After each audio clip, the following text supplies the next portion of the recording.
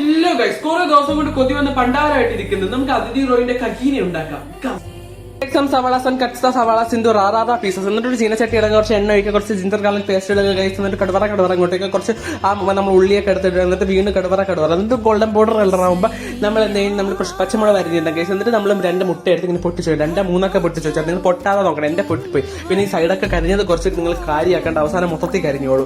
പിന്നെ നിങ്ങൾ ഗ്യാസ് കുറച്ച് വെച്ചിട്ട് അല്ലെങ്കിൽ നിങ്ങൾ അവസാനം നിങ്ങൾ കരി മാത്രമേ കഴിക്കാൻ കാണുള്ളൂ. എന്നിട്ട് കുറച്ച് ഉപ്പിട്ടിട്ട് നിങ്ങൾ മൂടി വെച്ച് കഴിക്കുക ഗൈസ്. ഈ സമയത്ത് നമ്മൾ ഗ്യാസ് കുറച്ച് വെച്ചിട്ടുണ്ടാവും, കരിഞ്ഞു പോയി ഗൈസ് എൻ്റെത്. പിന്നെ ഞാൻ കുറച്ച് വെളുത്തുള്ളി എടുത്തിട്ട് നമ്മൾ കുറച്ച് മുളകും വെള്ളം കൂടെ ഒക്കെ ഇട്ടിട്ട് നല്ല ഇടിച്ച് നല്ല പേസ്റ്റ് ആക്കി ഇട്ടിട്ട് നമ്മൾ തേച്ച് നോക്കി. നമ്മൾ ടേസ്റ്റ് ചെയ്യുന്ന സമയമാണ് ഗൈസ്. It's look Amy.